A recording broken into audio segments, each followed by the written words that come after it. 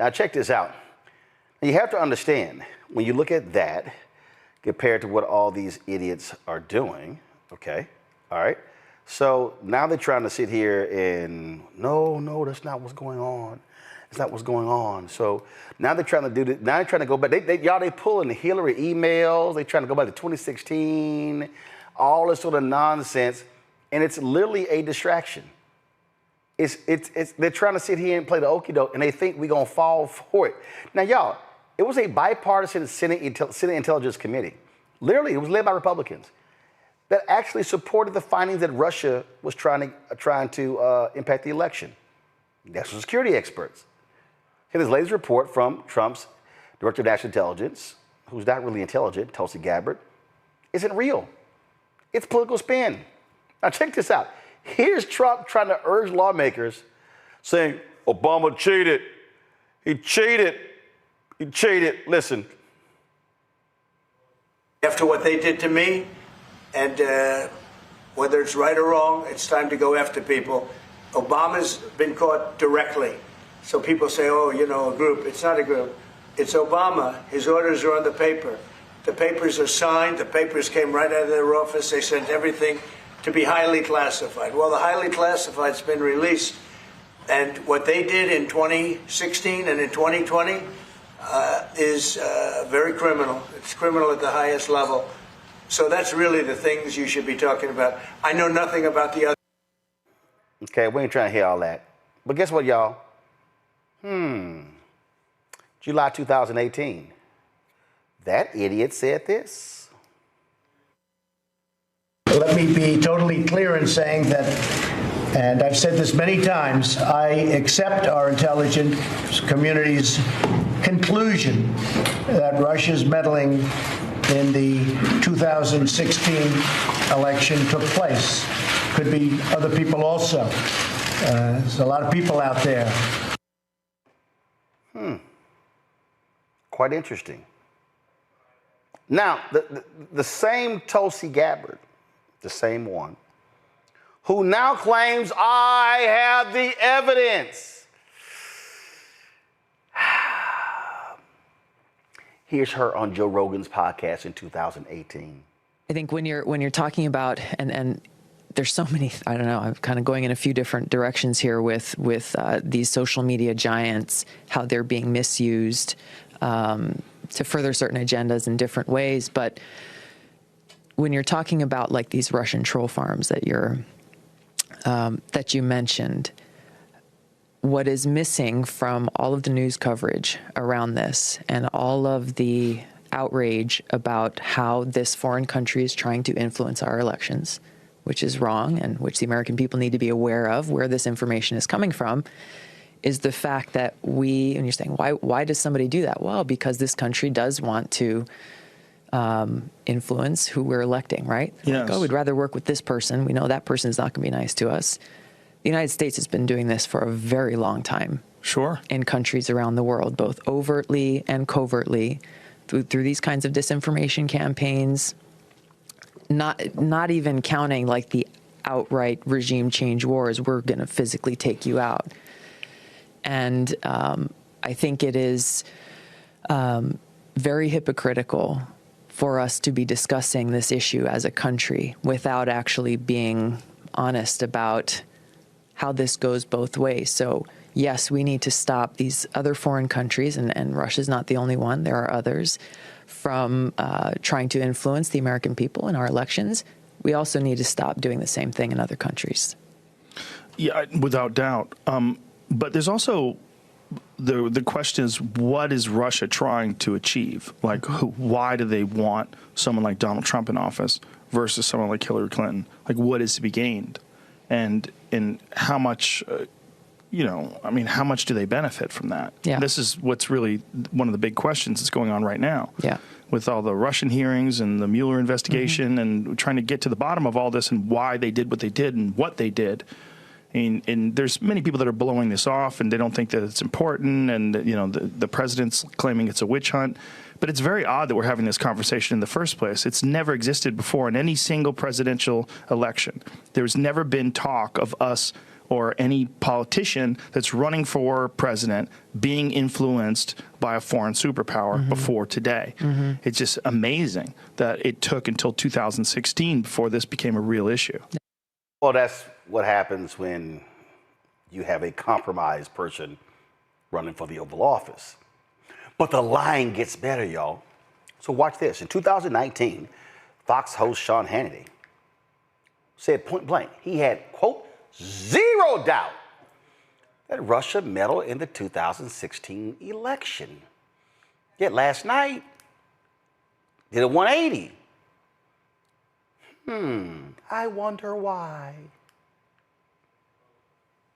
Conservatives believe that Ukraine was responsible for election interference in 2016 and not Russia. It's a conspiracy theory. No, I've never said that. We pointed out many times on this program, Russia is a hostile regime led by a hostile actor, Vladimir Putin, who we're not going to have more flexibility with ever. I have zero doubt they meddled in the 2016 elections. I'm certain they did. Devin Nunes was warning Obama in 2014 it would happen, but they did nothing. And by the way, yeah, look at the dirty Russian dossier that Hillary bought and paid for. According to the New York Times, very late in the game, likely Russian disinformation from the beginning. And yes, Russia interfered in our 2016 elections. They have done it before. They're going to try and do it again. Every indication is also, though, separate and apart, Ukraine interfered in our elections as well, and I have no doubt others. The January 11, 2017 Politico reports in detail. If you read these declassified documents, and I have read them, it is very clear that they did not make the assessment that there was any interference, Russian interference in that election. The only Russian interference in the 2016 election actually was the Hillary Clinton bought and paid for Russian disinformation dossier, which we know was completely debunked. They knew it was debunked before they ever used it as the basis of not one but four FISA warrants. And then, of course, they had the meeting in the White House only weeks before Obama left office, and then minutes before Donald Trump was sworn in. Then it was the Susan Rice CYA memo. Barack Obama said, do everything by the book about a meeting weeks ago. James Comey said, do everything by the book weeks ago. So there's a lot here. They all lied. And I'm proud that this show and our ensemble cast of wonderful people, Solomon, Greg Jarrett, Sarah Carter, and others, we got it right. The rest of the media went along with the lies, the hoax, the conspiracy theories. Your ass just lied. Like, they act like video does not exist of them lying. In fact, Trump's Secretary of State, Marco Rubio, used to be the senator from Florida. This is little Marco confirming Russia's interference in the 2016 election. The cyber tools were used as a means to an end. It isn't necessarily what we should be focused on here. What we're talking about here is active measures. The active measures taken by the government of Vladimir Putin to influence and to potentially manipulate American public opinion for the purpose of discrediting individual political figures, sowing chaos and division in our politics, sowing doubts about the legitimacy of our elections. So if you look at the situation we now face, here's the aftermath. We had an election where, after some intrusions into some state databases, there was a leading, the one nominee for president, warning about fraud in the election. And then after the election, we have some on the other side questioning the legitimacy of the president-elect because of Russian interference. And we have the president-elect questioning the credibility of the intelligence community because of its findings. This sounds like a pretty effective and successful effort to sow chaos, to undermine credibility of our leaders and of our government institutions. In essence, it sounds like they achieved what they wanted, to get us to fight against each other over whether our elections were legitimate and divide us in the way that sows the sort of chaos that they sought to achieve. It gets better. The crazy, deranged, sicko Tulsi Gabbard, again, the director of national intelligence, who is literally not intelligent, she takes it a step further. Listen to this rabbit nonsense.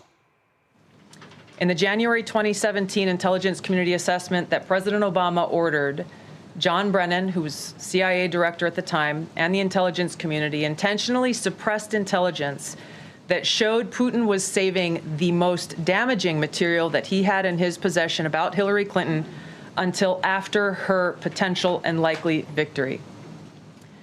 The report goes into great detail about the information that Russia and Putin had on Hillary Clinton, which included possible criminal acts like secret meetings with multiple named U.S. religious organizations in which State Department officials offered, in exchange for supporting Secretary Clinton's campaign for the presidency, significant increases in financing from the State Department. They also had documents that showed the patronage of the State Department to State Department employees who would go and support Hillary Clinton's presidential campaign.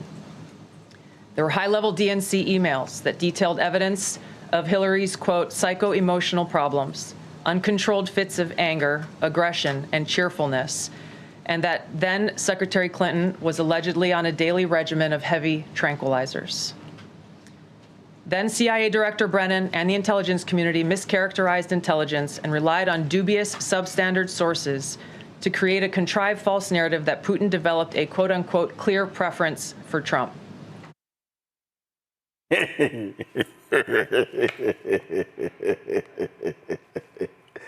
y'all want to understand why all of this is going on, there are some legitimate reasons.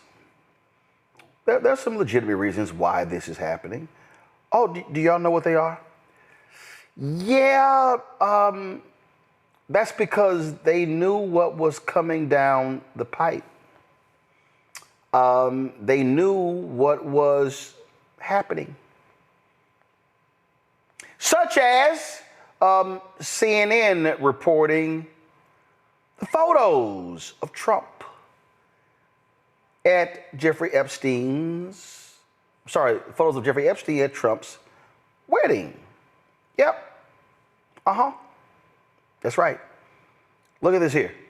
Boom, right. Andrew Kaczynski. Tweet. New, we uncovered multiple photos of Jeffrey Epstein at Donald Trump's wedding. Photos of the pair together earlier that year, at an event, and video of Epstein and Trump at the 1999 Victoria's Secret fashion show. Kaczynski had a brief phone call with President Trump this morning. When asked about the wedding photos showing Epstein attended, he responded, "You gotta be kidding me," calling CNN fake news and hanging up. Dude, they have photos of Epstein at your wedding.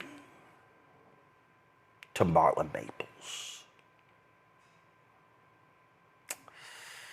Now the Wall Street Journal, the paper that Trump says is going to sue. Y'all know what they're reporting? Did y'all know that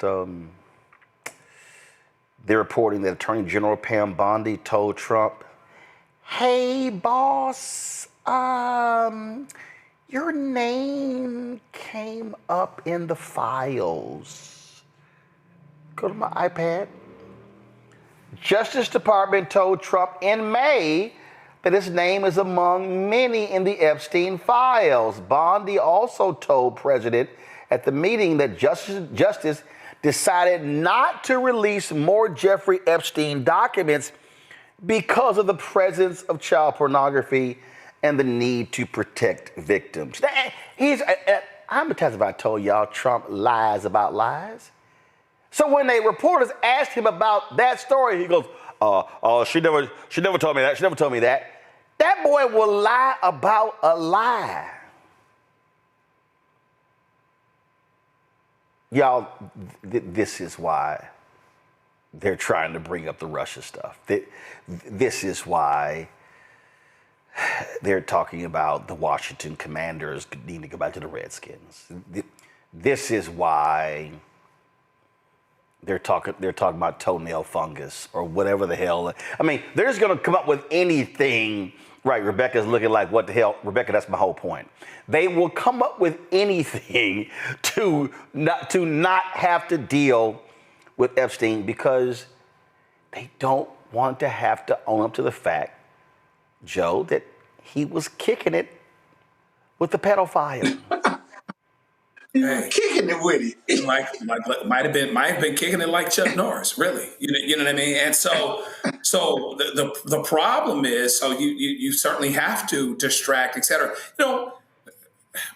Trump and those guys, they kind of do what they do in plain sight, and they expect people not to pay attention to it. And they've had some success on the whole distraction tip, right? You know what I mean? And so it was clear to me, first of all, that whole, let's get some documents released down in Florida was a red herring for two reasons. First of all, they could have been reasonably certain that the judge was never going to allow that, and the judge did not allow that. So you can say, oh, we tried. The other thing, too, is, related to that, it's not going to get released because there are some private things in there, names of people, some of those types of things, private information. But also, it wasn't going to say enough about Trump to make a difference, if anything about Trump, because Trump wasn't the one being prosecuted at that time related to that issue. And so now you fast forward, you got this issue now, some of us want to talk about the loss of Medicaid. Some of us want to talk about the big ugly bill and things that are happening with that. But these guys are 100% changed the subject. Now they got Obama guilty of treason, even though you've got people that are in the administration now, not just Republicans, actual people who are turning around on the very words that they said years ago. Gabbard, Little Marco, saying something totally diametrically opposed to what they said not very long ago to help him detract from the issue because that Epstein thing is hot. And I got to tell you, I have to make a confession here. I really didn't think that people would really jump on it. I really didn't think that the MAGA folk would jump on it, particularly because could they be unwise enough to know that if those reports and those lists were actually true and complete, that Trump could potentially be on them? No, Joe, they thought it was going to be Bill Clinton all day. Yeah, I just that's some sincere blindness. Like, that is crazy. Just like that letter that he wrote to him for his birthday and all of this other stuff. I mean, do you guys really know? See, the problem is once you start really saying, oh, I want the truth, whatever the truth is. If you rock with Trump, eventually that's going to be a problem. You might have to ignore the truth like you have so many times before, so I'm not sure I put it past you to do that. I mean, they still people, up in the pizza parlor looking for the basement, like it's Pee Wee's Big Adventure, the Alamo. You know what I mean? People are still doing that. It's crazy to me that if you really believe and you really are going after the truth, that this can't bite you at some point, because there's no way that he would not be listed or mentioned in a situation where you're actually having a complete investigation, a complete report. And then the reporting that Bondi has told Trump you're on the list or you're mentioned proves our point. They actually thought, Rebecca, we were going to fall for the okie doke, the banana in the tailpipe. They were like, yeah, they're going to take the bait. They're going to take the bait again. It's like, no, we're not going to fall for the banana in the tailpipe. And they have been trying to switch the story now for 2 weeks. And Rebecca, you can't get, there's some stench that Febreze can't cover up. You're just gonna smell for you're just gonna be funky for a very long time. It's gonna be in your pores. Roland, like I said last week, the cloud of flatulence that people are talking about in DC that's surrounding Trump. Here's the thing. If Leader Jeffries reached out to me and was like, Rebecca, what should I do over the next 45 days? I would tell him to do the following. get ready and go on Rogan's show. Get ready to do some live streams on Twitch and spend your entire recess talking about the Epstein files. Make Speaker Johnson rue the day that he decided to cut town because he understood that there were enough votes to demand the release of the Epstein files. Talk about that every single day for the next 45 days. Because if Leader Jeffries wants to be Speaker Jeffries, this is his path to flipping the House next year. Not only that, stir up some trouble in Texas. Connect the attempt to redistrict in Texas as a last and weak grasp that this White House is doing in order to cover up the Epstein files. Tie every single thing moving forward that he views his opposition to be doing and tie it to the Epstein files. If Speaker Johnson wants to talk about these tax cuts for the billionaires, talk about these are tax cuts for people who are associates of Epstein. Every single day, connect every single issue, every single thing that the Republicans are doing, tie it to Epstein. I think that if Leader Jeffries does that, he's going to gain traction. He's going to not just have the left, the left-wing media, if there is a left-wing media left, but he will also be able to domineer and take over right-wing media and right-wing news sources online, especially within the realm of new media. He'll be able to reach the audiences that aren't locked into him doing these press conferences talking about the American dream, when we all know there is no American dream. Instead, he needs to punch hard, and make sure that Speaker Johnson feels every single day over the next 45 days. Fact, I'm going to go even further, Scott. I'm going to send some people to Mike Johnson's church with signs outside saying, what would Jesus do, Mike?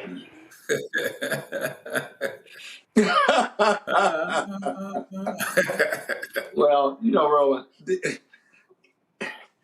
give me the top 3 reasons why Trump would not release these files. You don't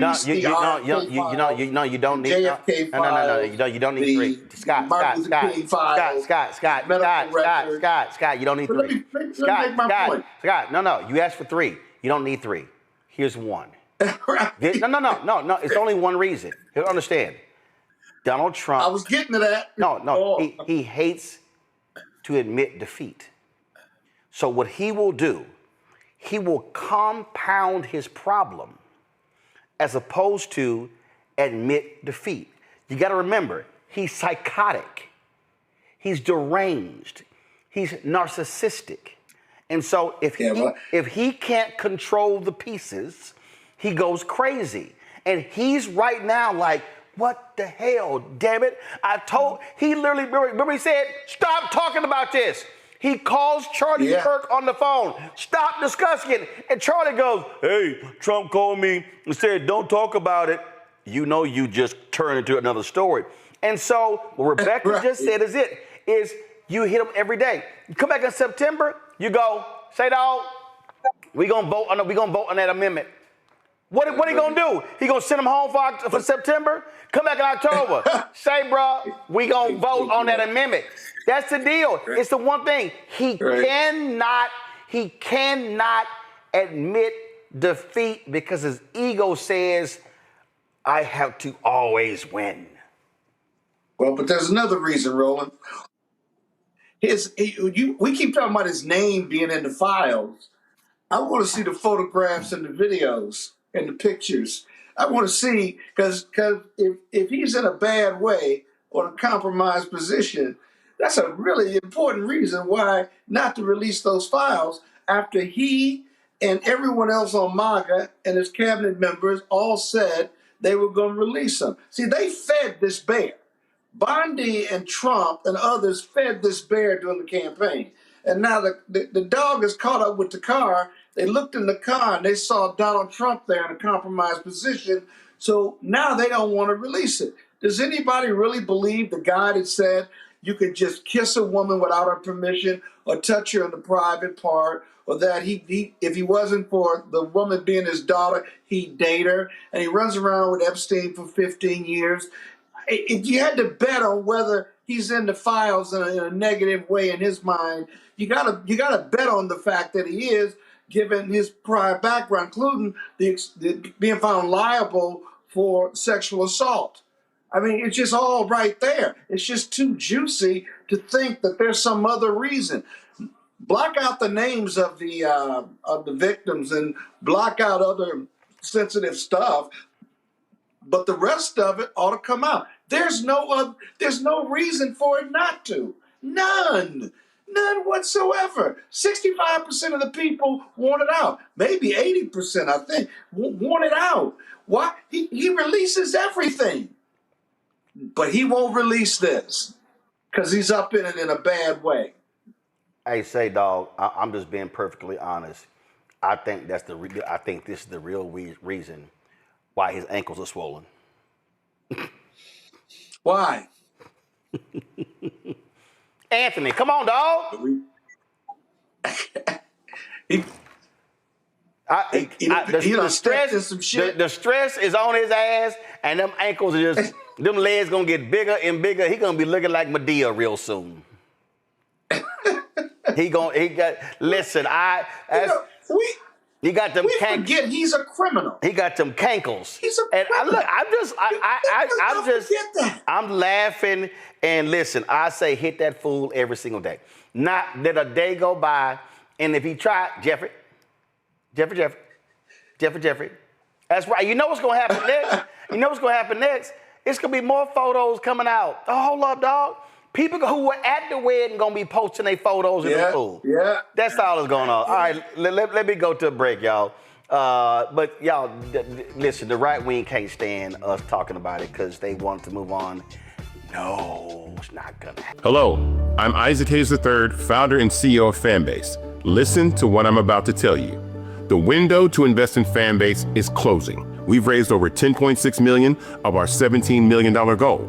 That means there's room for less than 6,370 people to invest in Fanbase for the average amount.